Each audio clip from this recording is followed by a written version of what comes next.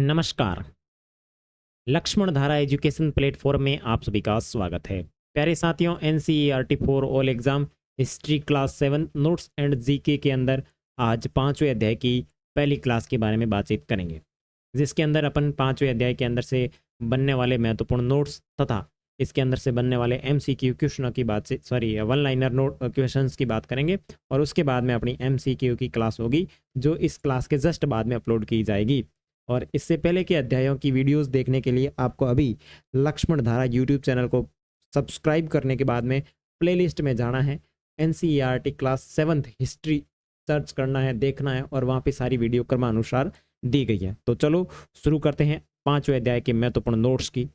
ठीक है, तो सबसे पहले इंपॉर्टेंट जानकारी इसके अंदर यही है कि कुतुब मीनार का निर्माण जो है कुतुबुद्दीन ऐबक ने 1199 में करवाया था। कब करवाया था? कुतुबुद्दीन ऐबक ने करवाया था। और कब करवाया था? 1199 के अंदर करवाया था। 8वीं और 18वीं शताब्दियों के बीच राजाओं तथा उनके अधिकारियों ने दो तरह की इमारतों का निर्माण शुरू किया था। यानी किस तरीके से वो दो तरीके के निर्माण करते थे। तो पहला है, पहली तरह की इमारतों में सुरक्षित, संरक्षित तथा इस दुनिया और दूसरी दुनिया में आराम विराम की भव्य जगह, किले, महल तथा मकबरे थे। और दूसरी श्रेणी में मंदिर, मस्जिद, हौज, कुएं, सराह तथा बाजार जैसी जनता के उपयोगी इमारतों का निर्माण किया गया। तो पहली जो निर्माण शैली थी वो तो थी राजाओं के खुद के आराम विराम के लिए जो जगह बनाई गई थी। ठीक है। और दूसरी श्रेणी जो थी वो आम जनता के लिए थी, जिसमें बाजार बनाए गए, मस्जिद बनाए गए, मंदिर बनाए गए, हौज, कुएं वगैरह बनाए गए। ठीक है। कुतुब मीनार 5 मंजिला इमारत है। अभिलेखों की पट्टियां इससे पहले सज्जे के नीचे हैं। पहले सज्जे के नीचे अभिलेखों की पट्टियां हैं। और इस इमारत की पहली मंजिल का निर्माण कुतुबुद्दीन ऐबक तथा शेष मंजिलों का निर्माण 1229 के आसपास इल्तुतमिश के द्वारा करवाया गया। और कई वर्षों में यह इमारत आंधी, तूफान तथा भूकंप की वजह से क्षतिग्रस्त हो गई थी। अलाउद्दीन खिलजी, मोहम्मद तुगलक, कौन कौन? अलाउद्दीन खिलजी, मोहम्मद तुगलक और फिरोज शाह तुगलक तथा इब्राहिम लोदी ने इसकी इमारत का मरम्मत करवाया था। आगरा के किले का निर्माण लगभग श्रम कितना लगा था? आगरा के किले के अंदर कितना श्रम लगा था? तो देखो, अकबर के द्वारा निर्मित आगरे के किले के अंदर 2000 पत्थर काटने वाले मजदूर, 2000 सीमेंट चूना बनाने वाले तथा 8000 मजदूरों की आवश्यकता पड़ी थी। तो ये आगरा का जो किला है, इसमें इतना मजदूरों का कार्य लगा था। अधिसंरचना का मतलब है भूतल के जो ऊपर किसी भवन का जो भाग होता है उसे अधिसंरचना कहा जाता है। छत, दरवाजे और खिड़कियां अभी भी दो ऊर्ध्वाधर स्तंभों के आर पार अनुप्रस्थ स्थिर रखकर बनाए जाते थे। वास्तुकला की ये शैली जो है वो अनुप्रस्थ टोडा निर्माण कहलाती है। जैसे इस तरीके से खंबा रख दिया, इस तरीके से खंबा रख दिया, और इसके ऊपर फिर ऐसे पट्टा रखते हैं। अपन जंगला वगैरह बनाते हैं ना, घर के अंदर बारी वगैरह रखते हैं, तो इस तरीके से रखते हैं। फिर ऊपर ऐसे वो चीण चढ़ा देते हैं, सिबड़ा चढ़ा देते हैं। तो इसको कहा जाता है अनुप्रस्थ टोडा निर्माण प्रणाली। ठीक है। शिव की स्तुति में बनाए गए कदरिया महादेव मंदिर का निर्माण चंदेल राजवंश के राजा धंगदेव के द्वारा 999 में किया गया था। मंदिर में ऐसा स्थान जिसको महामंडप कहा जाता था, जहां नृत्य का आयोजन होता था और प्रमुख देवता की मूर्ति गर्भगृह में रखी जाती थी। और खजुराहो समूह में राजकीय मंदिर सम्मिलित थे, जहां सामान्य जनमानस को जाने की अनुमति नहीं थी। और ये मंदिर परिष्कृत उत्कीर्ण मूर्तियों से अलंकृत होते थे। आगे है चारूपल्लम, यानी मैंने इसके अंदर वही शब्द डाले हैं जो अपनी इंपॉर्टेंट हो सकते हैं अपने एग्जाम की दृष्टि से। ठीक है ना, बाकी बहुत सारी चीज़ें किताब के अंदर दी होती है, लेकिन मैंने उन्हीं चीज़ों को इसमें इंक्लूड किया है जो अपने लिए इंपॉर्टेंट है। चारूपल्लम, जिसका शाब्दिक अर्थ चढ़ाईदार रास्ते का गांव। और तंजावुर के राजेश्वर मंदिर के लिए ये प्रसिद्ध था, क्योंकि उस मंदिर को बनाने के लिए एक लंबा चढ़ाईदार रास्ता बनाया गया था, क्योंकि उस जमाने क्रेन वगैरह थी नहीं, इसलिए। 12वीं शताब्दी में दो प्रकार की प्रौद्योगिकी शैली संबंधित परिवर्तन दिखाई देने पड़ते हैं। देखो, दरवाजे और खिड़कियों के ऊपर की अधिसंरचना का भार कभी कभी मेहराबों के ऊपर डाल दिया जाता था। वास्तुकला की ये शैली जो है वो चापाकार शैली कहलाती थी। और निर्माण कार्य में चूना, पत्थर, सीमेंट का प्रयोग बढ़ गया। और ये उच्च श्रेणी के सीमेंट होती थी, जिसमें पत्थर के टुकड़े के मिलाने से कंक्रीट बनती थी। और इसकी वजह से विशाल ढांचों का निर्माण सरलता से और तेजी से होने लगा। तो ये दो प्रकार के विशाल बड़े कार्य हुए। आगे देखो, राजेश्वर मंदिर का निर्माण राजा राजदेव ने अपने देवता राजेश्वरम की उपासना हेतु करवाया था। जैसे कि अपन ने पहले अध्याय के अंदर पढ़ा था, राजेश्वर राजा। ठीक है ना, राजा राजेश्वर। ठीक है। तो इस मंदिर का निर्माण राजा राजेश्वर ने करवाया था। गुरु अपने जो देवता राजेश्वरम की उपासना के लिए करवाया था। मुसलमान सुल्तान तथा बादशाह स्वयं को भगवान के अवतार होने का दावा तो नहीं करते, किंतु फारसी दरबारी इतिहासों में सुल्तान का वर्णन अल्लाह की परछाई के रूप में किया गया। सुल्तान इल्तुतमिश ने दहली कूना के एकदम निकट एक विशाल तालाब का निर्माण करवा के व्यापक सम्मान प्राप्त किया और इस विशाल जलाशय को हौज सुल्तानी या फिर राजा का तालाब कहा जाता था। तो देख लेना, हौज सुल्तानी का निर्माण किसने किया? इल्तुतमिश ने किया था, और ये दहली कूना के पास में निकटतम बना हुआ तालाब है।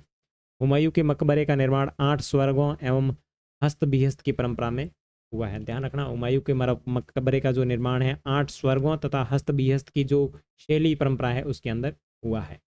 ठीक है, आगे देखो, 9वीं शताब्दी के आरंभ में जब पांड्यन राजा श्री वल्लभ ने श्रीलंका पर आक्रमण कर राजा सेन प्रथम को पराजित किया था, तो उसके विषय में बौद्ध भिक्षु व इतिहासकार धम्मकित ने लिखा कि सारी बहुमूल्य चीजें वह ले गया। रत्न महल में रखी स्वर्ण की बनी बुद्ध की मूर्ति और विभिन्न मठों में रखी सोने की प्रतिमाएं, और इन सब को उसने जब्त कर लिया। सिंहली शासक आत्मा विज्ञान को इससे जो आघात लगा उसका बदला लिया जाना स्वाभाविक था, और अगले सिंहली शासक सेन द्वितीय ने उसका बदला लिया और उनकी राजधानी मदुरई पर आक्रमण किया। ठीक है ना, तो ध्यान रखना, सिंहलियों की तो राजधानी श्रीलंका थी, लेकिन जो ये पांड्यन थे, इन पांड्यों की राजधानी क्या थी? मदुरई थी। तो इसके अंदर इस मदुरई के ऊपर आक्रमण करने का आदेश दिया।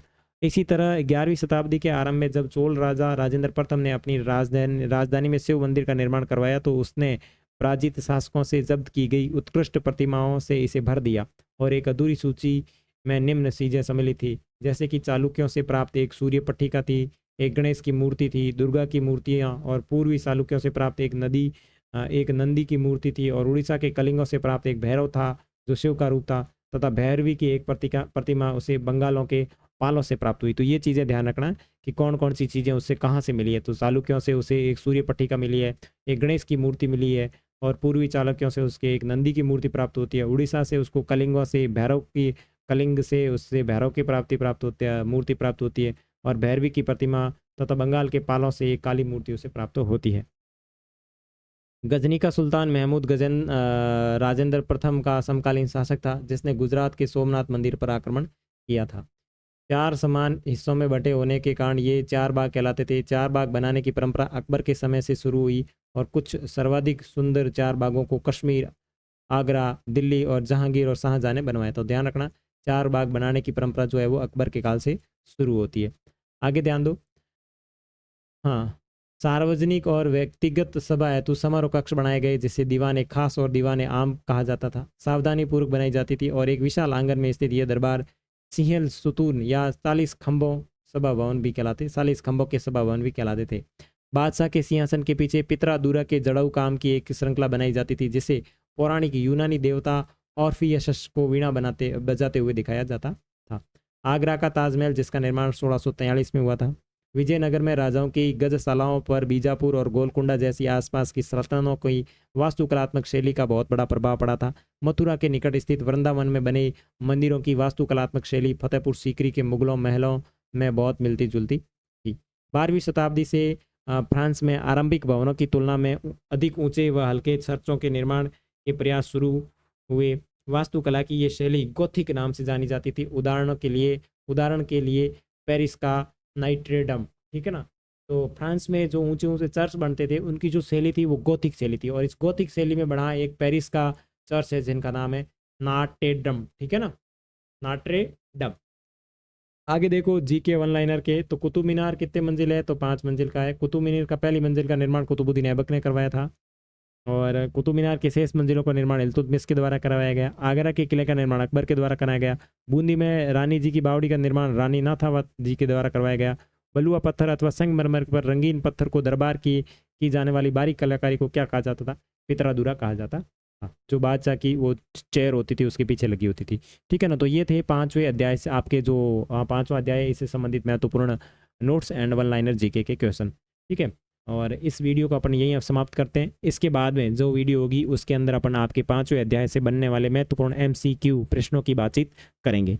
तो वीडियो अच्छा लगा है तो लाइक करें, साथ ही साथ अपने चैनल को सब्सक्राइब करें, और इसकी जो PDF है जो अभी के अभी मैं आपके लक्ष्मण धारा टेलीग्राम चैनल के ऊपर डाल दूंगा, ठीक है। तो टेलीग्राम चैनल ज्वाइन करना ना भूलें।